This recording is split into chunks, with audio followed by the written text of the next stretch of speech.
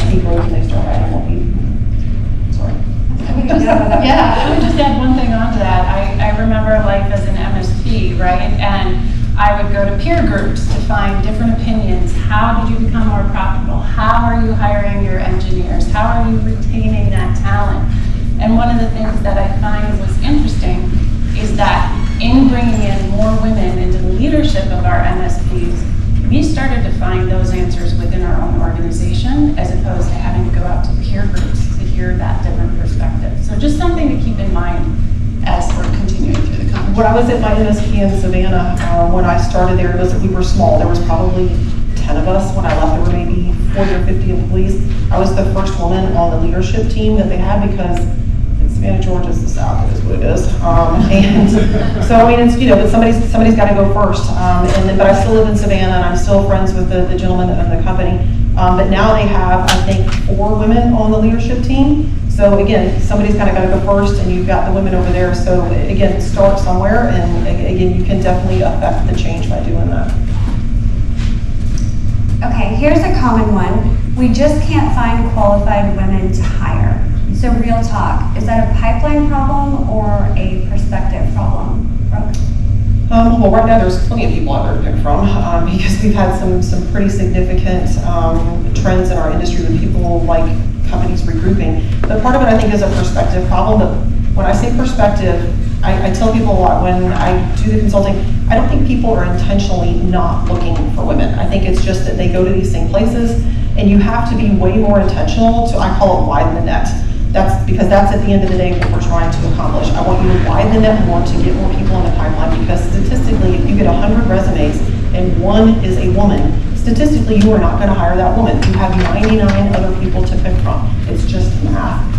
But if I can get more people in there and you get 200 resumes and 75 of them are women, the likelihood goes up statistically that one of those 75 women might be the best person for the role that you're looking for. So it can no longer be you just throw it on LinkedIn or ZipRecruiter or Indeed, just slap something up there, throw it out there and hope for the best. Because if that's what you continue to do, you're going to get the same results over and over again. So you have to be more intentional about what you're doing. When I did consulting, I'm not an HR person, I'm an engineer, tech, whatever, but I was consulting and rebuilding MSPs, and so I had to fire a lot of people, and I had to learn how to hire, and that is not me. I didn't know what I was doing. I'm not HR.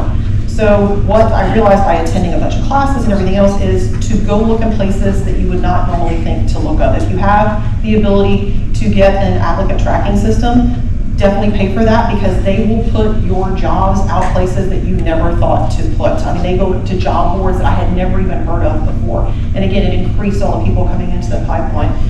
If you are in a smaller community, take advantage of the community colleges and the local colleges there. They all have job boards, and they will almost always let you post for free.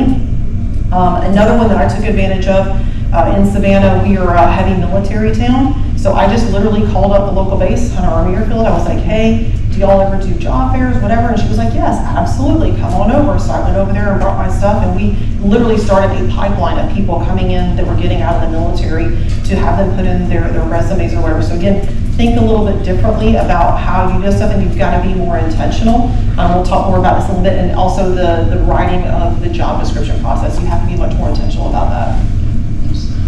I agree with that. I think the job descriptions and also in your marketing, I think being able to show women and roles at your companies and putting that out there so that it is inviting to women who are looking for new jobs. Also, there was a LinkedIn study, we talked about this previously, that showed that women only apply to jobs if they feel that they are 100% qualified for the role, whereas men apply if they feel 60% qualified. So the more that you can do to bring women into the industry, into the MSP space. And that's, so like the Women in Tech group that's here at GTIA, we've got a book that we produced, and we gave some examples in this book. We have some copies here available for y'all if you would like them, and we have it digitally as well, that are examples of how to write a job description that is more, and I know a lot of the tech people want to argue with me on this. I'm not saying be so general that it's vague, but I'm saying be general enough that you need somebody that has 3 to 4 years of networking experience. If you need something specific, definitely put it. But if you if you've built a WatchGuard firewall, I mean, we can build a Sonic Wall firewall too. I mean, it's literally just a different UI. So you don't have to be super specific. I just need networking experience with somebody that knows how to do these things. And then I tell people when you're writing your job description, again, you want to, because you're selling yourself as well. So that first, because when you go on the job boards, first 2 or 3 sentences are all you get to grab somebody's attention. What is it that makes your MSP special? And I've done this so often, and everybody's like, oh, there's nothing that makes us special. And all MSPs are different. We do generally the same thing, but everybody has something that makes them a little bit different from the next MSP. What can you show people that makes you a little bit different, that's gonna have somebody stop and say, this looks like a cool place to work. Let me read this job description and see if I might be a good fit for it. But put out a tier 1 ad and you guys got it and it's 3 pages long, that's enough. We gotta stop doing that. Can't have the 3-page job description for an entry-level job. Awesome. Let's talk about growth tracks. It's one thing to get women in the door, but it's another to move them into leadership and core technical roles. So what does that advancement path need to look like? So part of that is we need to have something that's documented and it's clear to your employees. And I would say this is something that's across the board that I hear at all the MSPs from employees, and it makes them unhappy, is not knowing how to get from point A to point B. Whether you're using an EOS style or something else, having something that's visible and available and you're encouraging your employees to look at it is incredibly important. Because not having the path forward is what part of the other reason that causes turnover in MSPs. Because if I'm in tier 1 and I've been with you for a year and I keep asking, hey, what do I need to do? Do I need to get a certification? Do I need to do some shadowing, whatever? And we just don't have a path. What's gonna happen is I'm gonna go see Christopher has an ad online for his MSP. I'm gonna apply there. I'm gonna immediately go from being a tier 1 to a tier 2 because I'm gonna apply for the tier 2 job because I've got 12 months of MSP experience. Now you've lost an employee because we didn't provide a path forward. So although it's important for the conversation we're having, it is important overall for your MSP, for your retention, is to make sure that you have that possible. One of the examples that I use is the MSP that I was at, we were really small, and we came up with that chart from EOS, and they had all the blocks, and what's gonna be filled, and what's in 12 months, and what's this, and I saw the block for VCIO, and at that particular time, I was like a tier 2 engineer, and I was like, that's the block that I wanna get to, and I just kept pushing my manager. I was like, what is it gonna take for me to get there? What is it that I need to do to be able to go from here to there to get to that point? And again, we had to document it out. And again, I don't want anybody to reinvent the wheel, so we do have resources for y'all to use, again, some sort of a framework. But again, I think it applies to your entire staff to be able to provide that path. I would love to call out one thing. And first of all, thank you for sharing that you're in sales. I love that. I started at an MSP, coming out of a VAR, right, to an MSP, and started in sales, and ended up VCIO for every client, and then running operations, and the integrator for the EOS implementation at our organization. And I think to your point about EOS, and having your goals, your 3-year goals out there visible and communicated throughout your company so that everyone in your organization understands the direction that your organization is going is key. Because as you have female applicants who come in for job interviews, if you silo the interview from a technical perspective and you're not talking about business goals, some folks might just automatically DQ themselves from the process because of what they're hearing you say, even though your intentions are, they're top notch. We want to be the best MSP in the market. We want to help our clients leverage technology to drive their business. Is that what you're talking about in an interview for your MSP? Or are you saying, how many years have you had experience with Azure? I mean, they're very different questions, and they foster different types of conversations. So one of the things that Brooke highlighted is this handbook that we have as a deliverable on some tried and true methods on how to change the job description. So if you walk away with nothing else today, I encourage you to review that section on how you're posting your jobs. Not just where, but what are you saying? Are you listing alphabet soup of criteria technically that a person needs for a role? Because we had someone come in actually from a construction job who helped us land some of the biggest accounting firms possible because they were running and operating off of some different ISO principles that we worked into our SOC 2 Type 2. So I think just people with diverse perspective is really how you grow your MSP. Absolutely. And Brooke, you said something a minute ago about you kept asking, what is it going to take for me to get there? How do I get there? What does that have to look like. I think that that's something that a lot of women don't ask for. There was a stat that showed that women are 18% less likely to be promoted to manager. And so I think the more that we can do to outline that for them and show them what that looks like and how they're going to get there is going to increase. I mean, 100%. A lot of this is on us because we won't ask those questions. And that's why it's also, I really think, important for women to get involved in organizations like GTIA, other women's groups, other, peer groups, things like that, so that they have other people that they can talk to that can encourage and also kind of like show them the way of how to ask these questions when they go back, to their MSP, to their IT firm, when they've been around other people. Because again, sometimes you just don't think to ask, hey, I want to go from point A to point B, and then how do I ask it? So I tell people, Cynthia is like one of the, the wizards in our space, because so many people, including myself, have gone to her for career advice and everything else. So try to find somebody that, again, that you can partner with that can sort of guide you in the right direction to start having those conversations to further your career. Yes, ma'am? Great point. Okay, what is one excuse or mindset that MSP leaders need to retire immediately if they're serious about building stronger, more diverse teams? Cynthia? Yeah, great question. It starts with, actually, you mentioned it earlier, Brooke, intentionally wanting to make a change. If you intentionally want to make a change, then yes, absolutely, through your guidebook and other things, it is possible. The art of the possible. So let me say this. I'm going to give you a sports analogy. If you're looking to build a football team, you're not going to look for just the best player. If you're looking for a quarterback, or if you're trying to build a soccer team, you're not looking for the best player to fill the striker position. You're looking for the best striker. You're looking for the best quarterback. I would argue if you are looking to change up what you have within your organization and you want more women, then you need to look for the best woman. Period. You cannot wait for 200 resumes and hopefully you'll get 75, because you probably won't.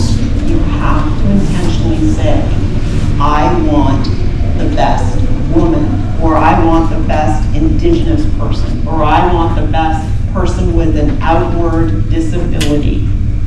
Whatever it is that you want to do within your organization to build resiliency, you're going to have to fill that box so that you can make sure you get the best candidate to be able to change up what it is you're looking to do within your organization.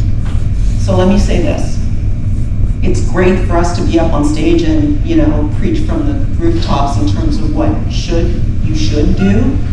I will give you an example of a misstep that I had. So long ago, I led a services organization, and we had a big deal that we were on the cusp of winning. And when you work for a large organization, it's probably the same with MSPs. It takes forever to get the rec, and you can't interview without the rec. Even though you try to build the network, but you're like, okay, wait for the rec, I wait for the rec. Finally got the rec, had to find 6 level 1 and level 2 technicians. The customer also wanted us to hire a few people that they already had, so we're looking to reduce operating costs. So we finally did get the resumes, we did get the job rec out there. This is before we updated our templates. And so just had a bunch of guys. And I knew as a female leader, I don't want to just hire a bunch of guys, but I was up against a timeline and money was on the line, and I had to hire 6 guys. And they were level 1, level 2, they were help desk, break fix, what have you. Didn't feel good about it. It did not sit well with me. It's like, I'm the problem. I say that I want to have diversity, and I say that I want resiliency, and that I want gender parity.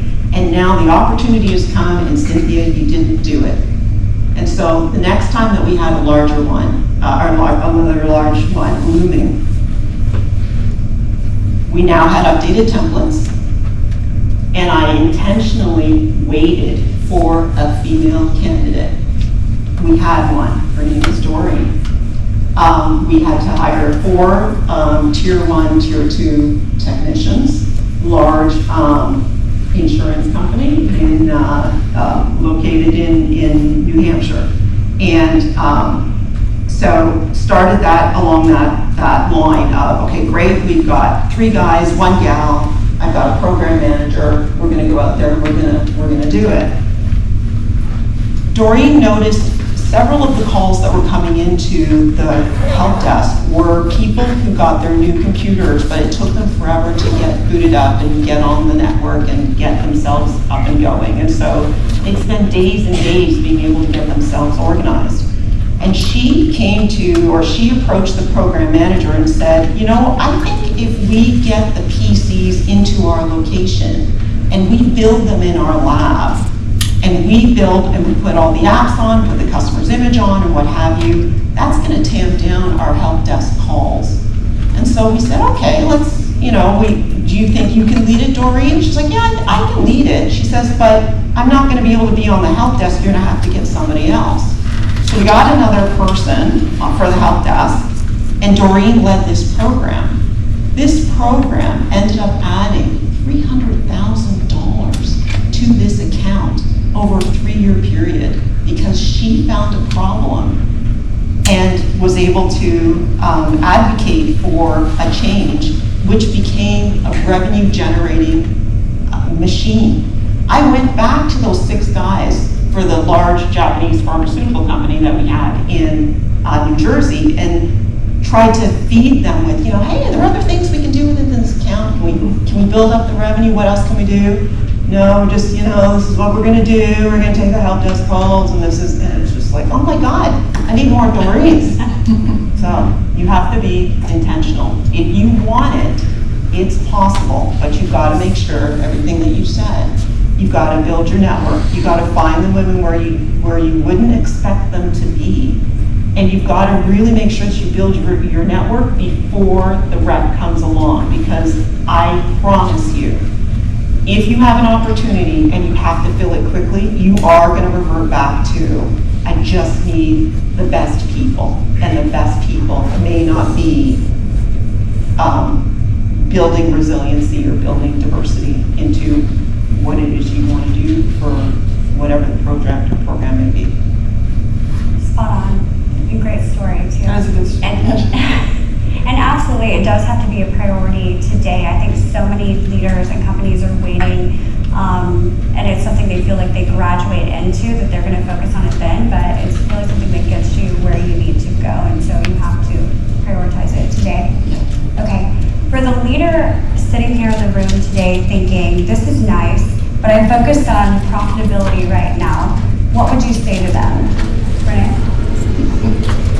Well, profit's why we're all here, right? All right, please, anybody not here for profit? I think one of the things too, if I could talk about lessons learned, right? Don't be like I was at the MSP initially. I had this exceptionalist attitude about our MSP. Whenever anyone was coming in where they would say, oh, well, you don't understand. Our MSP is different. We do business differently. Or, I fell into that trap, okay? I'll just admit I fell into that trap. And so when we were looking at external candidates and how to be more profitable, I disqualified several mistakenly because I was looking for the wrong skill set. So one example that directly impacted our bottom line, how many of you just wish we never had to image another machine again a day in our life for our customers? I'm sorry for the PTSD. But what happened is we brought in someone else to manage procurement who had 0 MSP experience, but ran supply chain for someone else. She spent 2 weeks in our business and said, hey, I found a new solution for procurement for us so that you don't have to turn a truck every time the engineers want to go out on site and deliver a laptop. And here's the cost savings. Is that okay? Can we move forward with this? I mean, did I feel stupid? But I was so grateful for that learning moment where it was a direct example where someone who had no practical MSP experience, didn't know what PSA and RMM, cybersecurity tools were, any of those things, but solved a critical business issue for us that was directly impacting our profitability and our bottom line. So to folks who are trying to figure out and calculate what do I do when I leave here? How do I implement this change into my business? And is it really going to help me drive profit? Absolutely 100%. Okay, great point. Profitability and diversity are not two separate ideas. You know, to have building diversity into your teams is going to drive profitability. There's study after study after study that shows this. I think there's a PwC study that showed diverse leadership teams improve bottom line performance by 85%. And so ignoring diversity is not just a moral miss here, it really is a financial liability. How did y'all get to 50-50 at the 20? Do y'all have a program? Did you have something there that you implemented, or is it just grassroots organic? I mean, it has to be somewhat intentional. It was intentional. I think, you know, you've talked about job descriptions and recruiting. We really sought to bring in women leaders into, you know, if we weren't getting enough resumes that were women, then, you know, we continued to learn more. And obviously we're not going to hire someone just because she is a woman. We want, you know, equally qualified candidates.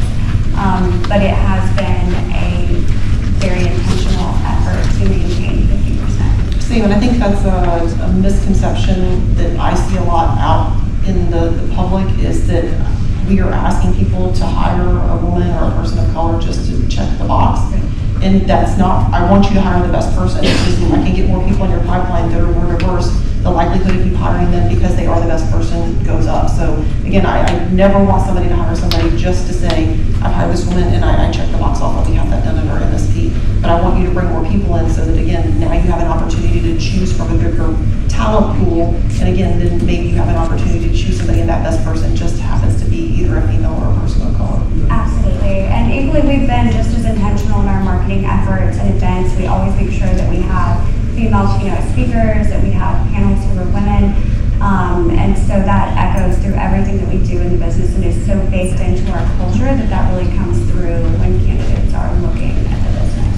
And I think that's something that, and this is not part of this, but that is something that I've noticed that you and some of the other women on the stage that we have really pushed for, is to, when we go to events or we have panels or whatever, to really push forward. Because I mean, it's not that there's not women and people of color that are experts out there. There's plenty of them. And I use Ann Westerheim, she's one of my people, because they're like, oh, well, you know, we're going to have this, you know, security panel or whatever, and, you know, there's no women out there. And she's like the name that I immediately bring up, and I'm like, she's more of an expert than everybody in this panel put together. So, you know, I don't want to hear that type of stuff. But again, I think that goes to when you have people in this room. We did a mentorship session earlier today, is when you have younger people that are in the room and you can see women that are successful and have moved up and now they're in positions of leadership or whatever, then they know that that's possible.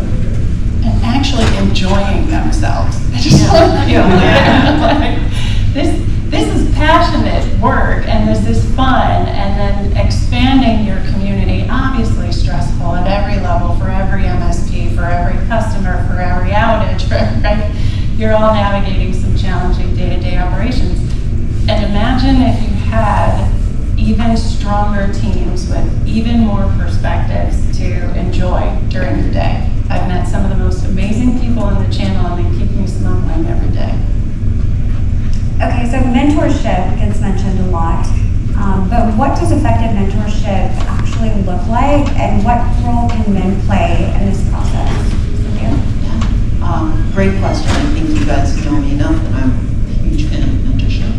I will use the word intentional again, and I'll answer with a couple of stories.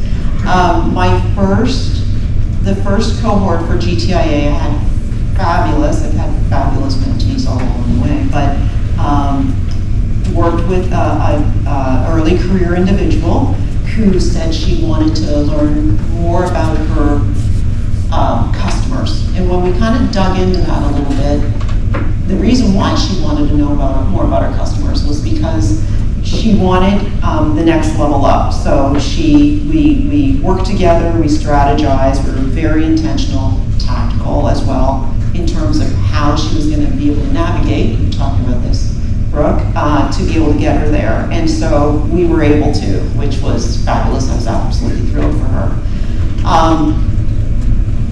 On the flip side of it, I've been involved in a program at HP where a senior leader thought that mentorship would be a good idea for his direct reports to do with select people throughout the organization. So this program was a voluntold program. And I will tell you that voluntold programs don't work. So my mentor, I wanted to meet with him often. I tried to tell him what I wanted next within my career. He talked about himself. We met on a monthly basis. I wanted to meet more often. And I think we had 3 calls. And quite frankly, if he walked into this room, he probably wouldn't even know who I was. And we had our camera on for every single call. On the other side of the coin, we were talking about how I moved from services into sales, which I've been in sales for about 5 years now.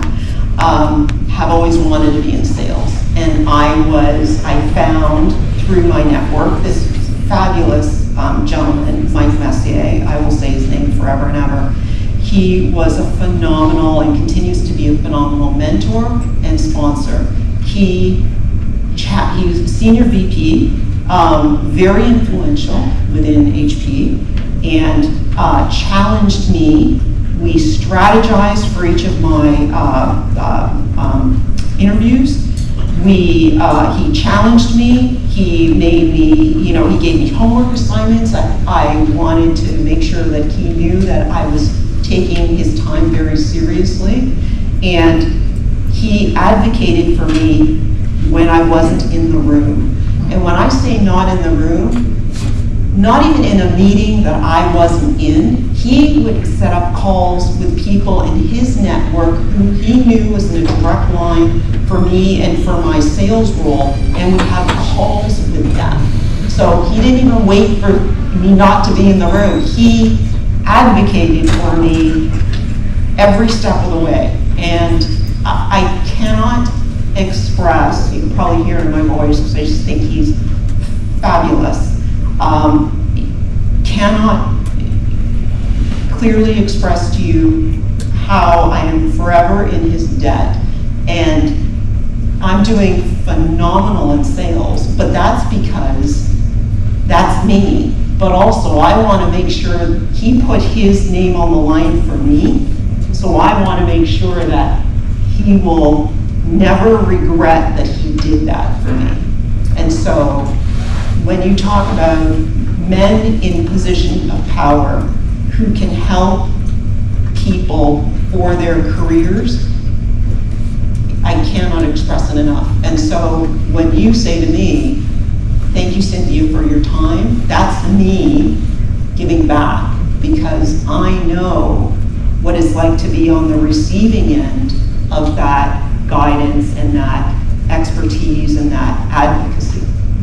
So 2 words you use that I think really resonate when you talk about a mentor is, number 1, having somebody that's a sponsor. Yes. And then having somebody that's an advocate. Yes. Because that's like being able to speak about you in a room when you're not in the room. To me, that's the true definition of somebody who's an advocate for that person and mentor. And because we're in IT, it's so male dominated, you need to find these mentors. And again, everything's not going to work out because she had one that wasn't so great, but then she ended up with one that was career changing. So I would encourage people to not give up. GTIA has had, is it 3 cohorts? 3 cohorts. 3 cohorts, and I've done all 3. In the first 2 cohorts that I had 2 women back to back. And in this particular one, I specifically there's 2 gentlemen that run it at GTIA, Adam and Kevin. And I said, I really want a guy this time. And they were like, okay. And I said, and he's younger and he's sort of new in the space. And I said, because I want young men to see what is it like to have somebody that's a female that's successful, that is in a leadership position or whatever, so that we also work to help expand their knowledge and their understanding and to get them to change their views. Because at the end of the day, that if we can do that, then the whole thing exponentially gets better. Absolutely. Yeah. I cannot express enough how a strong mentor / coach / sponsor. So from the MSP perspective, sometimes it's just changing your way of thinking, that it doesn't need to be female, male. Right. It can, the female can be the mentor to a younger male within your group.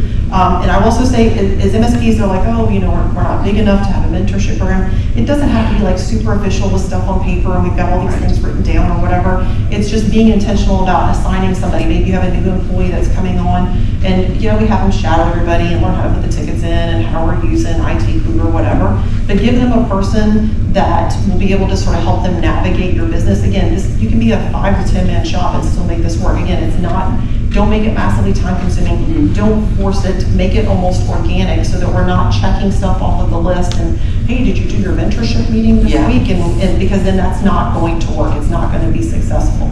But again, there's so many different ways to have that. And we give you all some resources to use for that. Some different ways to sort of slice and dice that so you can have the mentorship program at any size MSP to really guide your employees. And again, that is going to feed that retention piece that we talked about. Because again, the retention and that is, we have an issue with that at MSPs. It is what it is. So if there's any little sort of things that you can do, tweaks you can make here and there to get people to stay longer, that's going to do nothing but make your MSP more profitable. And I would add to that, please approach any of us after this today for any introductions or connections that you would like to make, because someone did that for me. You know, you talk about a male ally advocacy, right? Representation, speaking of you when you're not in the room. And I never would have gotten into technology had it not been for a friend of mine when we were stockbrokers.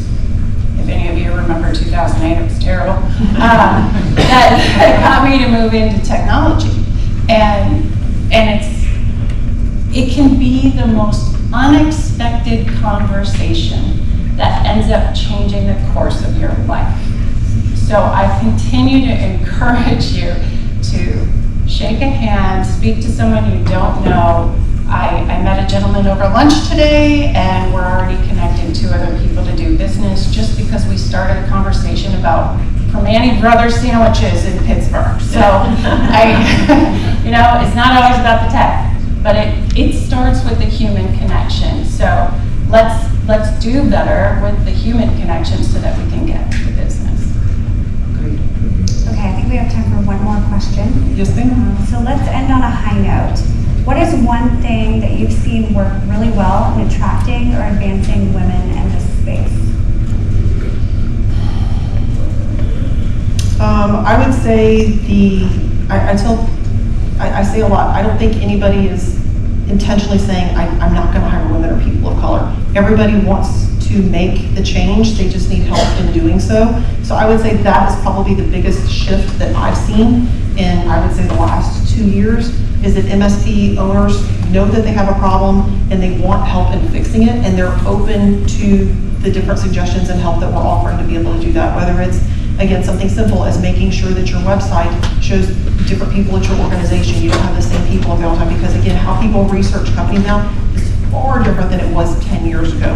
They are doing all kinds of research, your social media, they're looking on your LinkedIn page, they're looking on your website, they're doing all of these things. So making sure that you're putting your best foot forward so that you attract, again, a really wide group of talent. So I would say that's probably the best thing that I've seen, is that the MSP is willing to maybe, again, it seems so small, but it can have such a lasting impact, and I call it sort of spider web out, and it can really make a big change overall. Okay, does anyone have any questions? Yes. We've got about 3 minutes left. We are happy to take whatever questions you got. Not one. Wow. Nailed it. All right, well, we appreciate y'all today. Up after this, we've got, make sure you go visit the vendors in the vendor hall. That's running from 4 to 6. And then we've got a really fabulous party tonight down on Broadway, some live music. It should be super fun. Don't leave the room. If we can get everybody to come up front and take a photo, we would really appreciate it. And thank you all so much for attending today. We really appreciate it.